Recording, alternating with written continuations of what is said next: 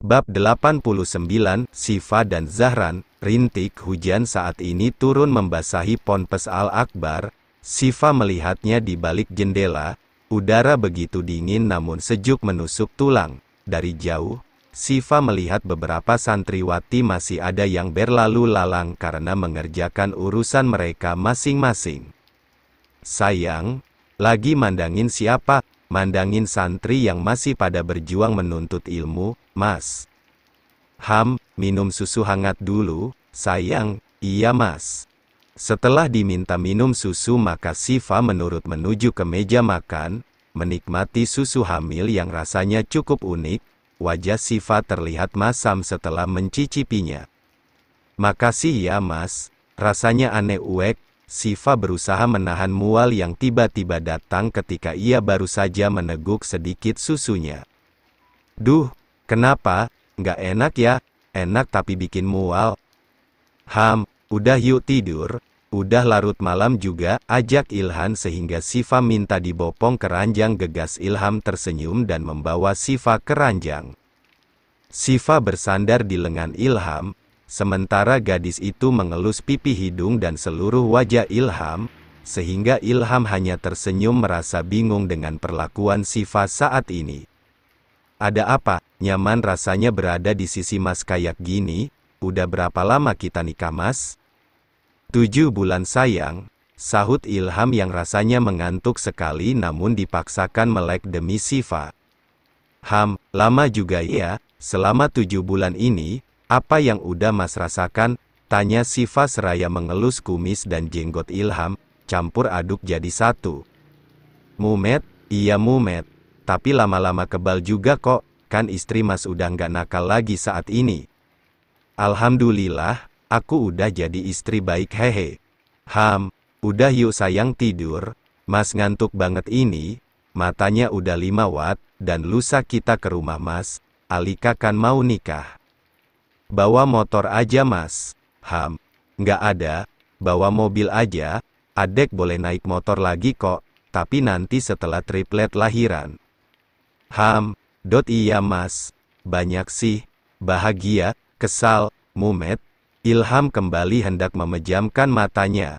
Namun tiba-tiba Sifa melumat bibirnya hingga pemuda itu membuka matanya lagi. Seperti pasrah namun kini membalas kecupan itu dengan lembut. Keduanya tidur berbaring dan saling berhadapan, hingga keduanya tidur menuju sepertiga malam. Di sepertiga malam mereka hendak melakukan tahajud bersama di aula, untuk bermunajat, meminta perkara yang baik atas tiap-tiap sesuatu dan setelah itu keduanya kembali lagi ke jujukan. Sejenak Sifa berhenti memandangi cantiknya bulan purnama malam ini. Mas tunggu sebentar, ada apa, sayang? Bulannya cantik. Cantik seperti adek, aku nggak mau cantik seperti bulan, Mas, gerutu Sifa seraya menggandeng tangan Sifa dan kini melangkahkan kakinya lagi bersama menuju jujukan. Kenapa begitu? Karena bulan gak secantik yang kita bayangkan. Aslinya bulan itu permukaannya nggak rata loh. Meskipun aslinya nggak rata, tapi bulan selalu punya cara untuk menampilkan pesonanya di sela kekurangannya. Mas, apa bulan dan matahari menyembah Allah? Iya sayang, apa-apa yang telah Allah ciptakan itu akan menyembah padanya. Makanya kita nggak boleh sombong. Kita ini kecil di mata Allah sayang. Jadi tetaplah berbuat baik selagi masih diberikan napas oleh Allah. Iya Mas. Udah yuk masuk ke jujukan. Dingin banget sayang, kasihan adek. Iya Mas. Setelah masuk ke jujukan lagi, Sifa jadi kedinginan. Entah kenapa tubuhnya terasa tak karuan rasanya, sehingga Ilham mengambil termometer dan mengeceknya. Adek suhunya normal kok Mas. Ada beras nggak? Beras buat apa sayang? Aku mau meremas beras. Tapi ini udah malam, sayang. Tapi aku mau meremas beras, Mas. Amal Soli ambilkan beras. Mas, tapi diremas aja ya, jangan dimakan. Iya, sama aku mau garam Mas. Garam halus. Garam halus buat apa? Mau aku lihatin aja, serius dek, serius Mas. beras sama haram halus ya? Iya sebentar mas ambilkan, terasa gemas melihat beras, sehingga Ilham memasukkan beras ke dalam baskom dan mengambil garam halus yang ada di toples kaca. Ini, iya mas, ya Allah, bikin ngantuk deh, enak banget kayak lagi ngapain gitu. Apa yang adek rasain, kayak nikmat aja gitu. Aku mau tiduran ya, aku ngantuk, jangan ganggu beras ini, ucap Sifa sehingga Ilham mengiyakan saja apa yang jadi keinginan Sifa hingga pemuda itu memilih tidur di sisi pojok kasur sedangkan Sifa ternyata sudah tidur, namun tangannya masih sibuk memainkan beras yang sepertinya membuatnya begitu nyaman.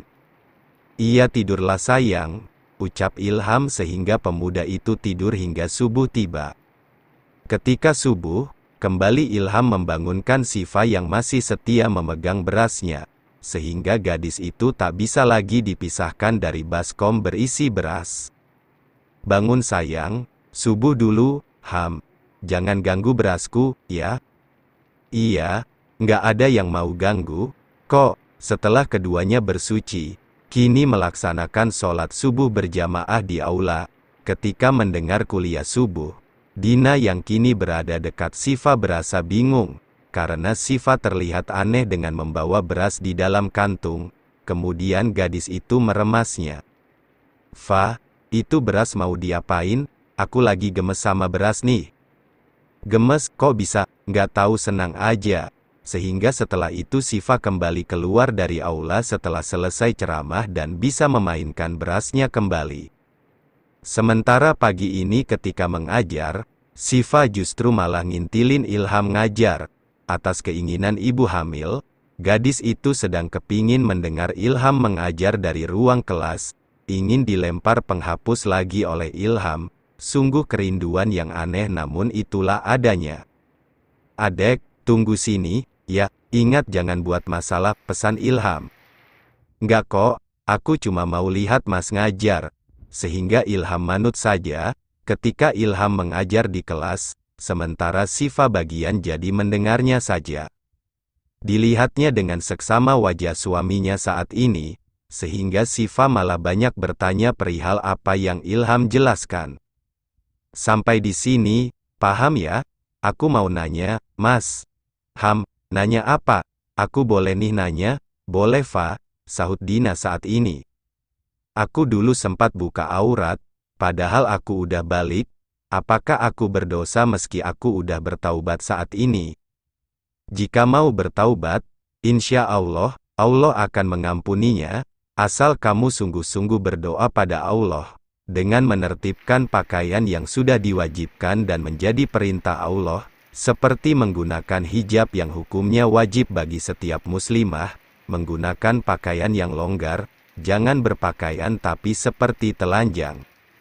Sudah banyak kan contohnya, atas hijab, tapi kerudungnya dililitkan lagi ke leher, pakaiannya ketat, memperlihatkan lekuk tubuhnya, sehingga hijab yang seharusnya untuk menutup dada malah sudah kehilangan fungsi. Wanita itu perhiasan dunia, sehingga apa yang ada pada dirinya itu bisa menjadi sumber dosa. Kalau sebagai wanita nggak bisa menjaganya dengan baik, apa yang sudah menjadi tuntunan dari Allah dan Rasul-Nya, hendaknya dilaksanakan, supaya mendapat pahala di sisi Allah. Setelah mengajar hari ini, Sifa kembali bergelayut manja di lengan Ilham, tak peduli meski para santri melihatnya dengan tatapan penuh arti. Mas, aku nggak apa-apa, ya gelendotan begini, lagi pingin soalnya. Iya, nggak apa-apa, sehingga mereka tiba di jujukan lagi saat ini. Sifa yang merasa lapar setelah ikutan mengajar tadi jadi ingin sesuatu, sehingga minta pada Ilham mencarikannya. Mas, aku mau makan pecel deh. Pecel apa? Pecel yang pakai kerupuk kuning. Oh, itu, pecel ulek kerupuk kuning. Ham, beliin, ya? Iya, ya udah mas carikan dulu ya. Ada yang mau titip lagi nggak? Nggak ada itu aja, Ham. Mas pergi dulu ya, assalamualaikum. Waalaikumsalam. Setelah Ilham pergi, maka Sifa jadi bingung mau apa, sehingga memilih masak rolet saus bawang bombay, Entah kenapa, hamil kali ini membuatnya jadi jago masak, seperti kerasukan saja. Padahal aslinya Syifa Semoat bingung membandingkan mana lengkuas dan mana jahe merah. Ini kan lengkuas ya, kadang suka bingung dah bedain. Tapi lumayan deh, daripada dulu buta banget sama beginian. Ketahuan banget nggak pernah masak ya nggak haha. Setelah mencari bumbunya, bahan-bahannya pun dapat saatnya memasak. Ini apaan ya? Kencur deh. Katanya bisa buat bikin seblak nih. Ah kenapa jadi pingin seblak ya? Aku nggak mau makan sembarangan. Demi dedek, Syifa kembali menyangkal keinginannya demi kesehatan bayinya. Kemudian ia kembali meneruskan masak. Tentunya melihat caranya lewat internet. Sementara Ilham tengah sibuk memilih apa yang menjadi keinginan Syifa saat ini. Sehingga pencarian membuahkan hasil. Namun ketika pemuda itu ingin kembali ke ponpes, seorang pemuda menghadang pintu mobil sehingga membuat Ilham tak jadi memasuki mobilnya dan memilih melihat siapa yang melakukan itu. Mas Azlan, iya dek, apa kabar? Baik, bisa kita bicara, di dalam mobil kamu. Ilham sempat terdiam sejenak sebelum akhirnya Azlan buka suara lagi. Silakan, sehingga keduanya saling bicara saat ini. Ada apa? Saya mau minta maaf, atas kelakuan saja kemarin, saya udah memikirkan, kalau saya butuh bimbingan, dan bimbingan itu dari seorang istri. Jadi, bisa nggak, kamu mengenalkan saya dengan seorang gadis yang paham agamanya? Namun tak lama, Azlan mendapat telepon dari Ron kalau ia sudah di parkiran. Ustazah Nasya, tiba-tiba Ilham berceloteh, namun ia tak jadi melakukan itu. Saya nggak bisa, maaf ucap Ilham. Ustazah tadi yang kamu katakan siapa namanya? Azlan berusaha memperjelas karena ia serius sedang mencari pendamping saat ini. Maaf, bisa mas keluar dari mobil saya? Tapi Rai, maaf maksud saya Ustadz Ilham. Mata Azlan nampak berkaca-kaca ketika Ilham sedikit acuh padanya. Baiklah, maaf sudah mengganggu waktumu. Assalamualaikum. Imbu Azlan kemudian keluar dari mobil Ilham. Waalaikumsalam. Ilham sebenarnya tak tega melakukan itu. Namun ia sedang tak bisa menerima omong kosong Azlan lagi. Takutnya pemuda itu berulah lagi. Sehingga meninggalkan Azlan yang murung kini melangkah pergi menuju ke mobilnya. Ilham bukannya ingin menjauhinya namun untuk saat ini, Syifa adalah prioritasnya.